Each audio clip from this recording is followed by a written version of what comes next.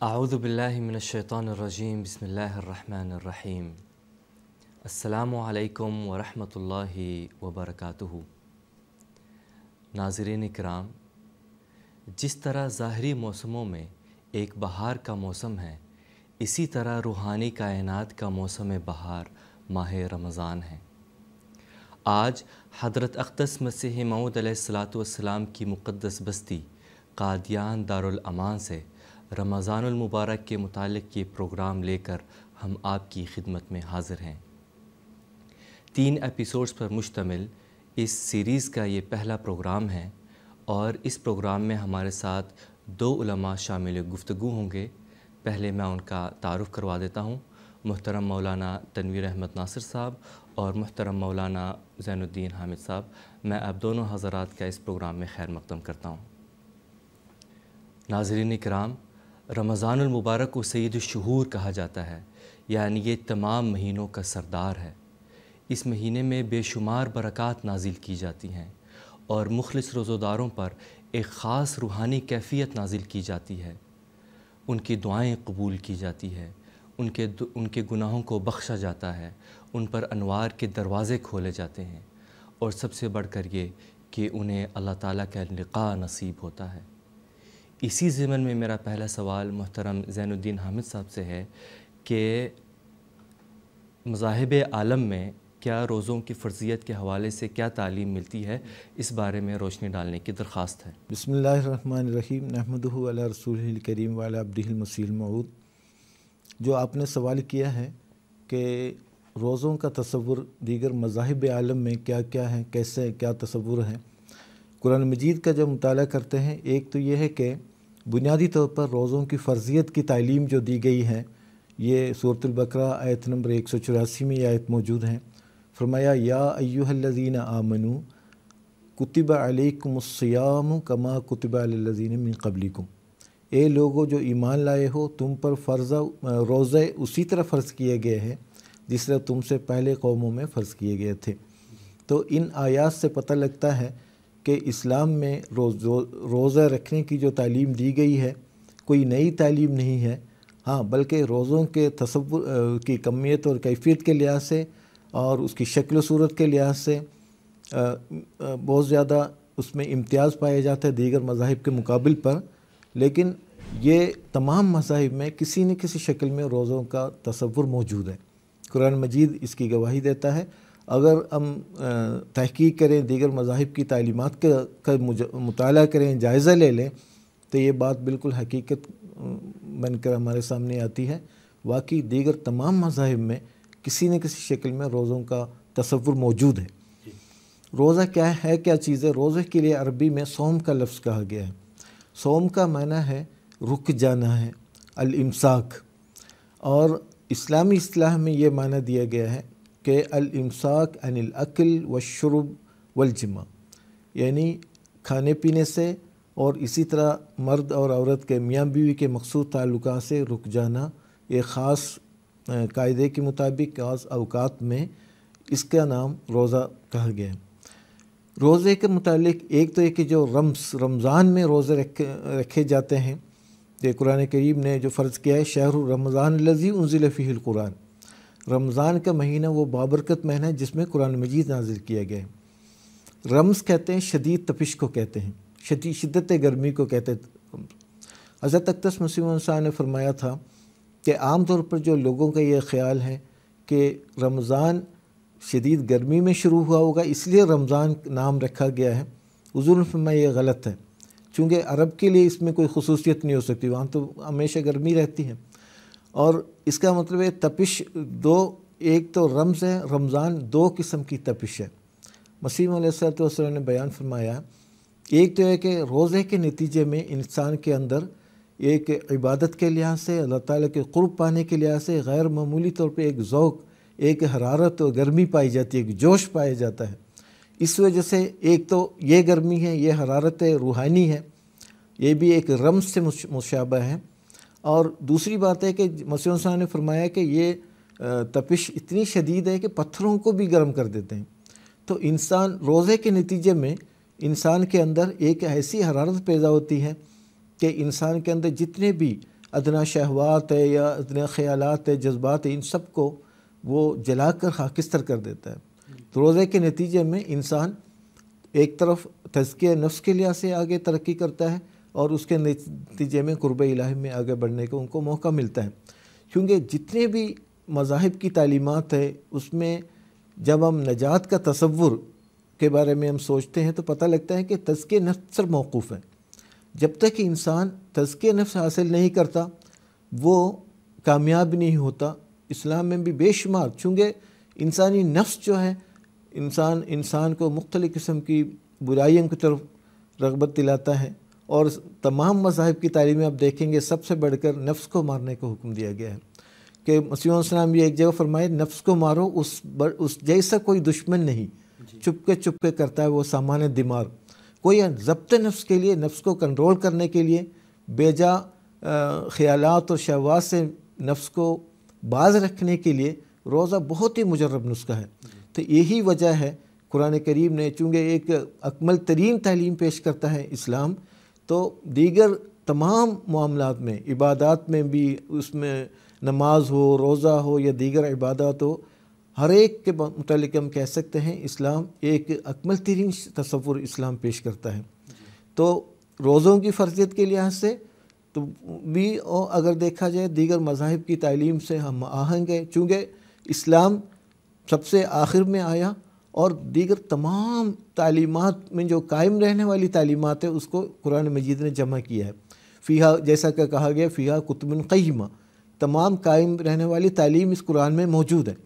تو روزہ ہو یا نماز ہو، جتنی بھی دیگر عبادات ہو یا تعلیمات ہو، وہ سب چونکہ تمام مذاہب اللہ کی طرف سے ہے، لیکن کامل ترین شکل میں تمام بنی نوع انسان کے لیے جو تعلیم قرآن مجید نے پیش کی ہے وہی تعلیم ہے، کامل ہے اور اکمل ہے، تمام زندگی کے تمام شعبوں پر حاوی ہے۔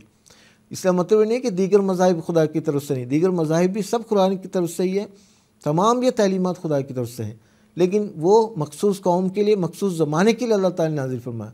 لیکن جب اسلام آیا، قرآن مجید کا نزول ہوا، تو چونکہ قرآن مجید قیامت تک آنے والی تمام نسل انسانی کے لیے ہدایت کے طور پر نازل ہوا ہے، اس وجہ سے اس میں دیگر عبادات کی طرح روزوں کی بھی ایک اکمل ترین شکل پائی جاتی ہے۔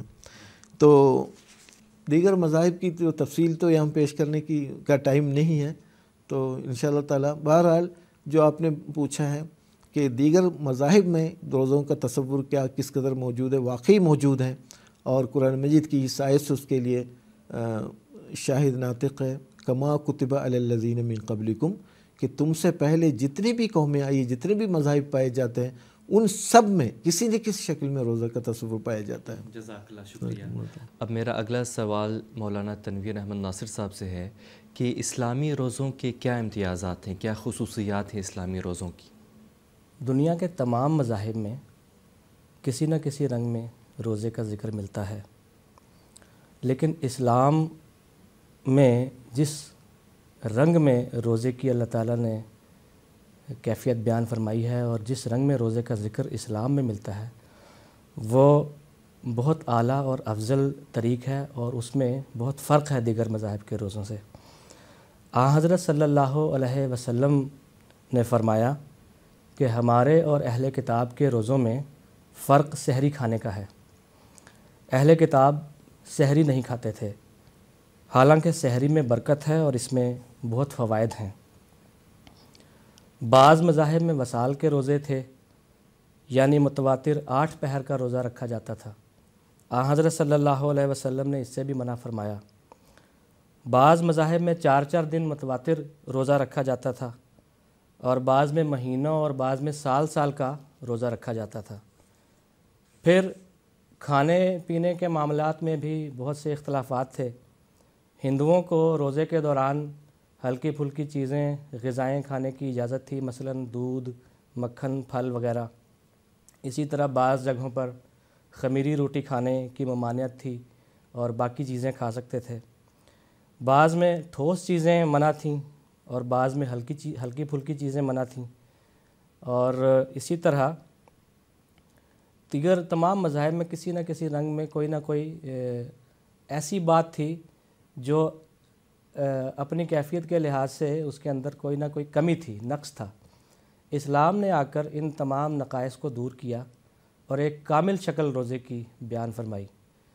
دیگر مذاہب میں جو یہ چھوٹے چھوٹے نقائص نظر آتے ہیں، عین ممکن ہے کہ یہ اپنے اپنے وقت میں اور حالات کے حساب سے یہ چیزیں اس وقت کے حساب سے ٹھیک ہوں یا حکمت پر مبنی ہوں یہ باتیں، لیکن آج کے زمانے میں جب ہم ان باتوں پر غور کرتے ہیں تو یہ باتیں مزے کا خیز نظر آتی ہیں، اور اسلام نے آ کر پھر ان تمام نقائص کو دور کیا اور ان تمام کمیوں کو اور افراط تفریط کو ختم کر کے ایک کامل روزے کی شکل بیان فرمائی۔ اور جب حضرت صلی اللہ علیہ وسلم کے ارشادات پر ہم نظر کرتے ہیں تو حضرت صلی اللہ علیہ وسلم نے روزے کی 5 خصوصیات ایسی بیان فرمائی ہیں جو حضور نے فرمایا کہ دیگر کسی مذہب میں یہ خصوصیات نہیں ہیں۔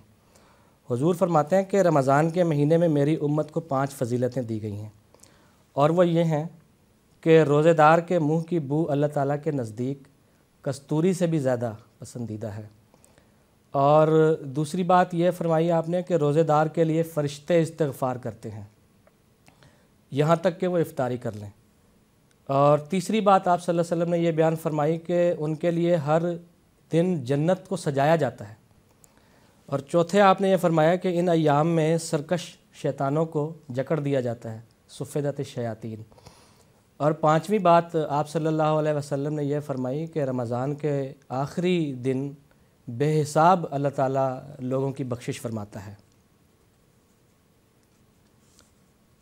حضرت خلیفۃ المسیح الثانی رضی اللہ تعالیٰ عنہ قرآن مجید کی آیت کما کوتبہ علی الذین من قبلکم، اس آیت کریمہ کی تشریح میں فرماتے ہیں کہ کما کوتبہ علی الذین من قبلکم کہہ کر خدا تعالیٰ نے مسلمانوں کو اس طرف توجہ دلائی ہے کہ روزے ایسی نیکی، ثواب اور قربانی ہیں جن میں سارے ہی ادیان شریک ہیں۔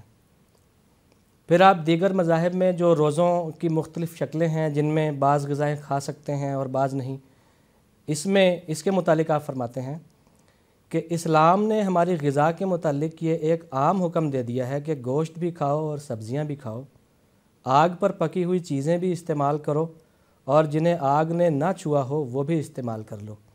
غرض ہماری غذا میں اللہ تعالیٰ نے ہر قسم کی احتیاطیں جمع کر دی ہیں، لیکن پہلی قوموں کے لیے ممکن ہے اس قسم کی احتیاطیں ناقابل برداشت پابندیاں ہوں اور ان کے اخلاق کی اصلاح کے لیے اس قسم کے روزے تجویز کیے گئے ہوں۔ پس پہلی قوموں میں روزے تو تھے مگر شکل وہ نہ تھی جو اسلام میں ہے۔ پس کما کوتبہ علی الذین من قبلکم میں جو مشابہت پہلے لوگوں کے ساتھ بیان کی گئی ہے وہ کمیت اور کیفیت کے لحاظ سے نہیں بلکہ صرف فرضیت کے لحاظ سے ہے، ورنہ جو اسلامی روزے ہیں وہ افضلیت ہے ان کے اندر۔ پھر حضور فرماتے ہیں کہ اس میں کوئی شبہ نہیں کہ جس صورت اور شکل میں اسلام نے اس کو پیش کیا ہے وہ باقی مذاہب سے نرالی ہے۔ اسلام میں روزوں کی یہ صورت ہے کہ ہر بالغ عاقل کو برابر 1 مہینے کے روزے رکھنے کا حکم ہے، سوائے اس صورت کے کہ کوئی شخص بیمار ہو یا اسے بیماری کا یقین ہو یا سفر پر ہو یا بالکل بوڑھا اور کمزور ہو گیا ہو۔ ایسے لوگ جو بیمار ہوں یا سفر پر ہوں ان کے لیے حکم ہے کہ وہ دوسرے اوقات میں روزہ رکھیں، اور جو بالکل معذور ہو گئے ہوں ان کے لیے کوئی روزہ نہیں۔ حضور فرماتے ہیں روزہ کا یہ طریق ہے کہ پاؤں پھٹنے سے لے کر سورج کے غروب ہونے تک انسان کوئی چیز نہ کھائے نہ پیے، نہ کم نہ زیادہ، اور نہ مخصوص تعلقات کی طرف توجہ کرے۔ پاؤں پھٹنے سے پہلے وہ کھانا کھا لے تاکہ اس کے جسم پر غیر معمولی بوجھ نہ پڑے، اور غروب آفتاب پر روزہ افطار کر دے۔ صرف شام کو ہی کھانا کھا کر متواتر روزے رکھنا ہماری شریعت نے ناپسند فرمایا ہے۔ تو یہ تفسیر کبیر جلد 2 کا حضور کا اقتباس ہے جس میں حضور فرما رہے ہیں کہ جو دیگر مذاہب میں جو روزوں کی فرضیت اور اسلام میں جو روزوں کی فرضیت کی مشابہت ہے وہ صرف مشابہت کی حد تک ہے، اسلام نے جو روزوں کی کیفیت بیان فرمائی ہے وہ ان سے اعلیٰ اور برتر ہے۔ اب میں محترم مولانا زین الدین حامد صاحب سے پوچھنا چاہتا ہوں کہ رسول کریم صلی اللہ علیہ وسلم کس طرح رمضان المبارک کا استقبال فرمایا کرتے تھے؟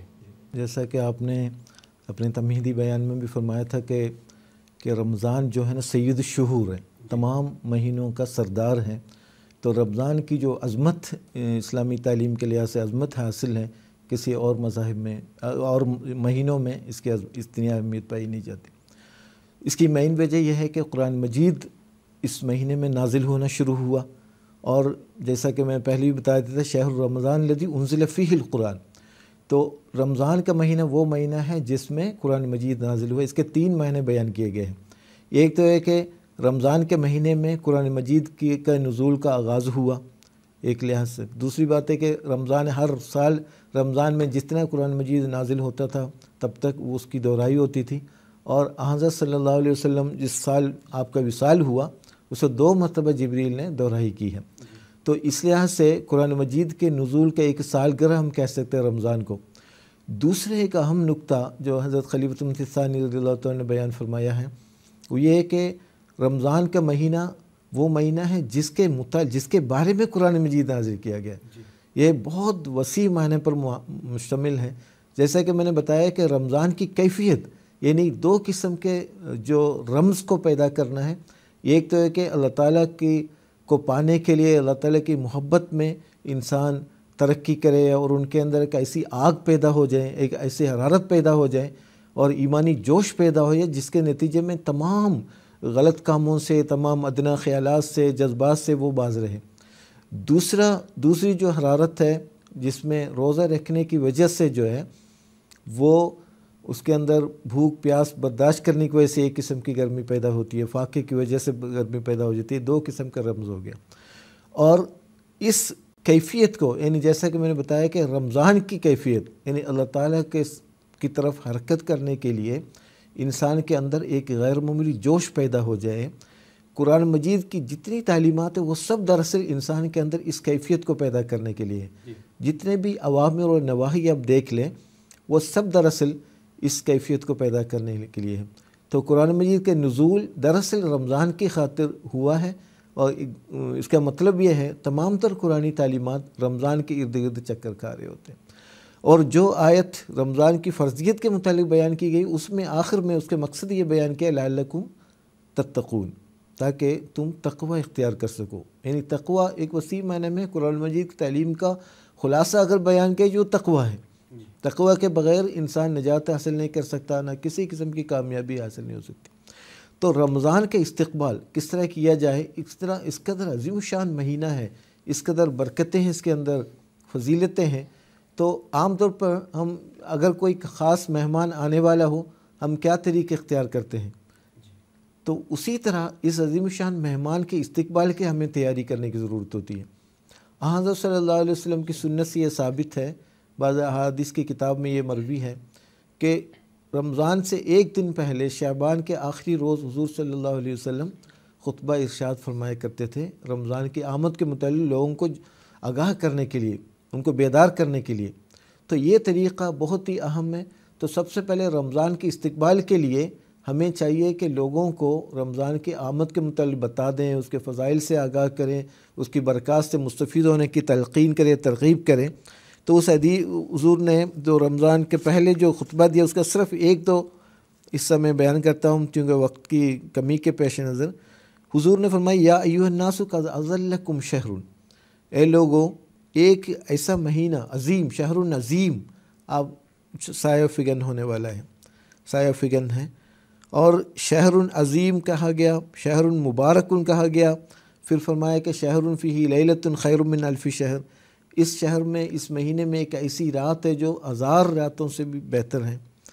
تو مختلف اس کے بیان کیا گیا۔ ایک تو یہ کرنا ہے کہ ایک رمضان کی آمد کے پیش نظر ہر مسلمان جن کے اندر اسلام سے محبت ہے، قرآن مجید سے محبت ہے، اللہ اور رسول کی محبت ان اپنے دل میں وہ رکھتے ہیں، ہر مسلمان بے انتہا خوش ہو جاتے ہیں۔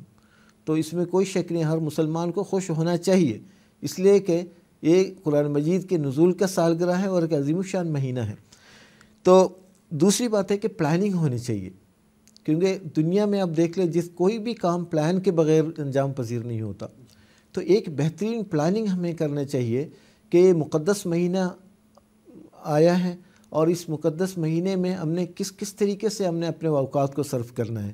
तिलावत कुरान मजीद के लिहाज से, रोज़े के लिहाज से, तहज्जुद के लिहाज से, दीगर सदका व खैरात के लिहाज से, जितनी भी इबादतें हम आम दिनों में करते हैं, रमज़ान के में उससे कहीं ज़्यादा करने की ज़रूरत है। सारे का सारा वक्त हमें इबादत में अपने आप को मसरूफ़ रखने की ज़रूरत है। इसलिए सेकंड नंबर पर मैं ये बता दूंगा कि रमज़ान के इस्तकबाल के लिए हमें प्लानिंग करने की ज़रूरत है, बाकायदा मनसूबा बनाने की ज़रूरत है। हमें ये अज़म कर लेना चाहिए कि रमज़ान की जितनी भी इबादत है उसमें मैं कभी कोताही नहीं करूँगा। हर शख्स को ये अज़म कर लेना चाहिए। हज़रत अक़दस मसीह मौऊद साहब ने एक जगह फरमाया है कि हर इंसान को और अहमदी को ये दुआ कर लेनी चाहिए कि इलाही ये तेरा मुबारक महीना है, पता नहीं कि अगले रमज़ान में हम होंगे या नहीं होंगे, या ये फौजशुदा रोज़ों को हम रख सकेंगे या नहीं रख सकेंगे।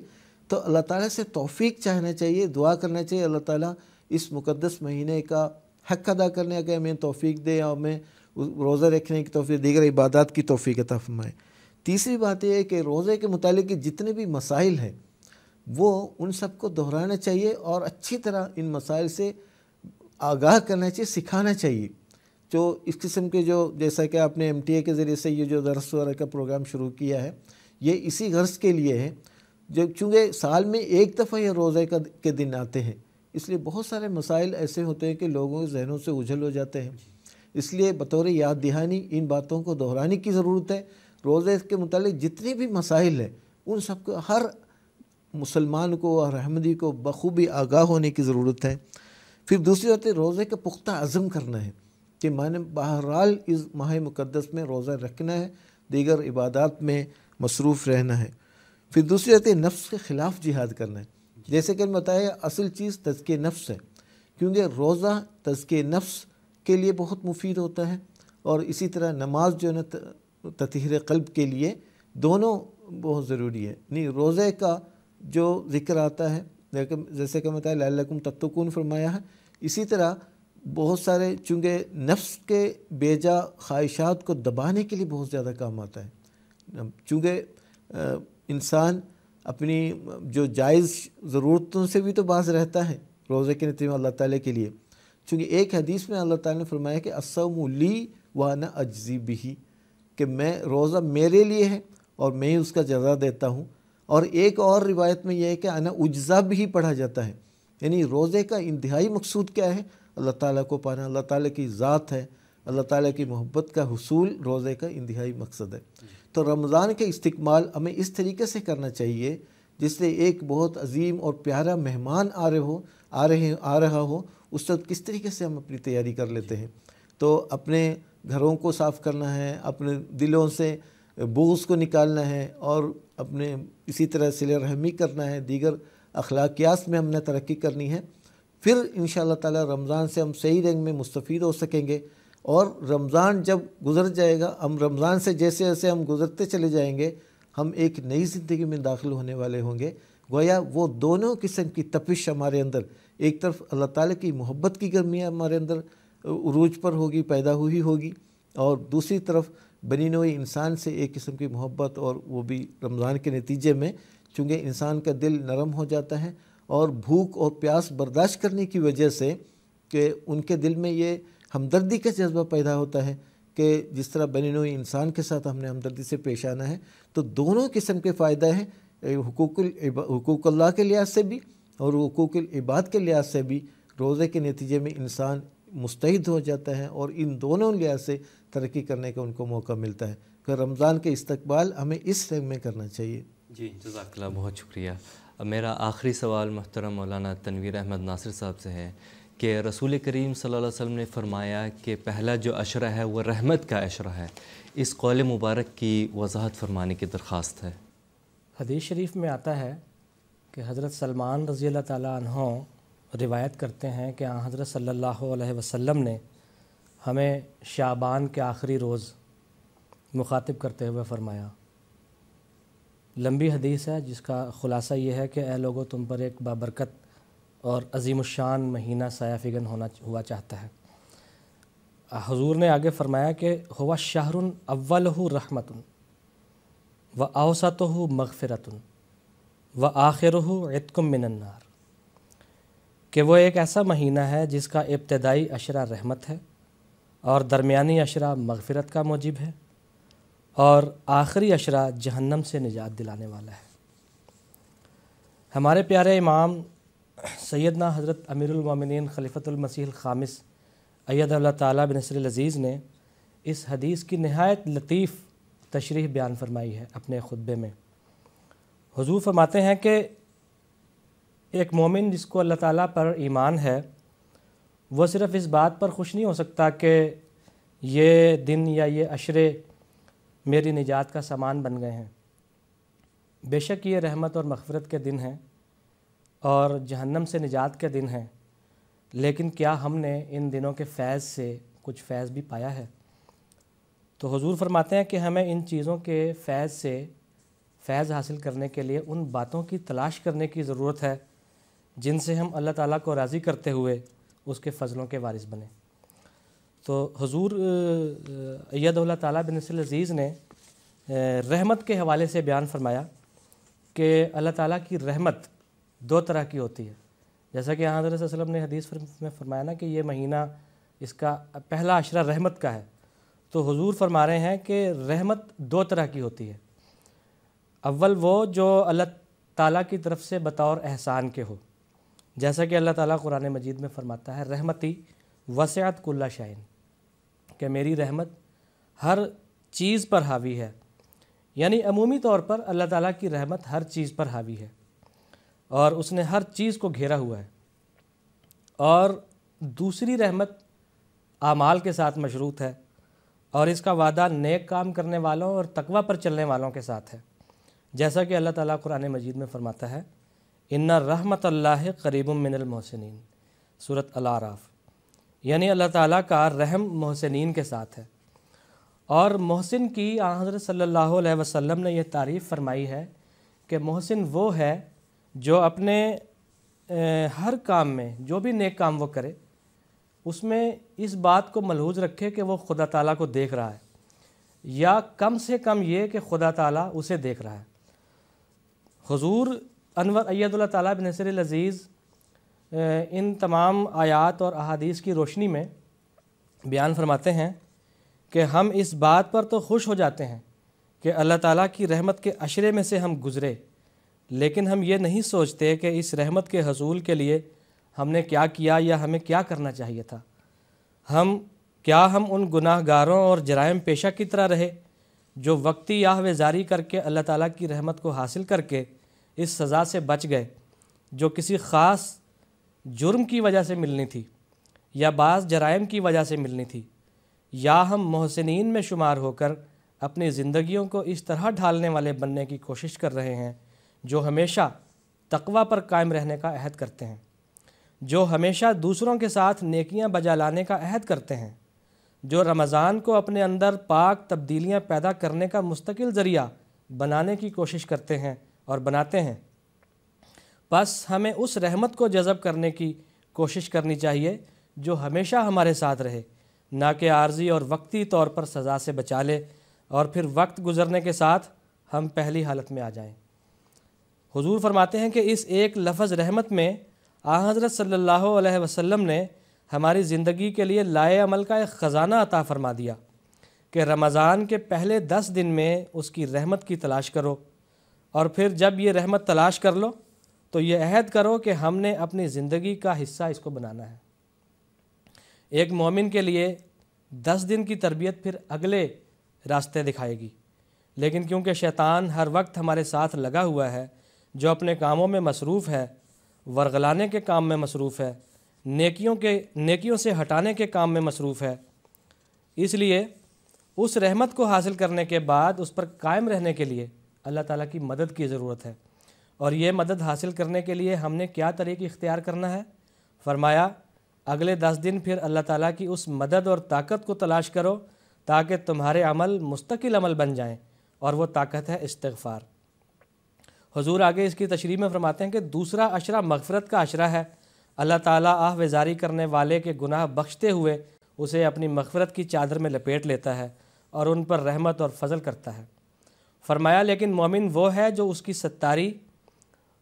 ستاری اور رحمت کو اپنی زندگی کا حصہ بنائے، جس کا اظہار اس کی عبادتوں سے بھی ہو اور دوسرے اعمال سے بھی ہو، اور مستقل استغفار کرتے ہوئے ہو، اپنے اعمال پر نظر ڈالتے ہوئے ہو، اور جب یہ ہوگا تو اللہ تعالیٰ کی مغفرت ہمیں اپنی لپیٹ میں لیتی چلی جائے گی، اس کی رحمت کے دروازے ہم پر کھلتے چلے جائیں گے، اور جب یہ ہوگا تو پھر ہمیں نیکیوں پر قائم رہنے کی بھی اللہ تعالیٰ توفیق دیتا چلا جائے گا۔ جزاک اللہ، بہت شکریہ۔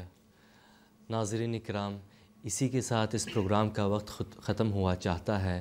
میں اپنے دونوں علماء کا تہہ دل سے شکر گزار ہوں کہ آپ اس پروگرام میں شامل ہوئے۔ آخر پر حضرت اقدس مسیح موعود علیہ السلام کے اقتباس پڑھ کر اس پروگرام کو ختم کرتا ہوں۔ حضرت اقدس مسیح موعود علیہ السلام فرماتے ہیں، روزوں کی حقیقت سے بھی لوگ ناواقف ہیں۔ روزہ اتنا ہی نہیں کہ اس میں انسان بھوکا پیاسا رہتا ہے، بلکہ انسانی فطرت میں ہے کہ جس قدر کم کھاتا ہے اسی قدر تزکیہ نفس ہوتا ہے اور کشفی قوتیں بڑھتی ہیں۔ بس روزے سے یہی مطلب ہے کہ انسان ایک روٹی کو چھوڑ کر جو صرف جسم کی پرورش کرتی ہے، دوسری روٹی کو حاصل کرے جو روح کی تسلی اور سیری کا باعث ہے۔ اور جو لوگ محض خدا کے لیے روزے رکھتے ہیں اور نیرے رسم کے طور پر نہیں رکھتے، انہیں چاہیے کہ اللہ تعالیٰ کی حمد اور تسبیح اور تحلیل میں لگے رہیں، جس سے دوسری غذا انہیں مل جاوے۔ ملفوظات جلد 5 صفحہ نمبر 102۔ ناظرین کرام، اس سیریز کا اگلا ایپیسوڈ لے کر ہم آپ کی خدمت میں پھر حاضر ہوں گے۔ تب تک کے لیے اجازت دیجیے گا۔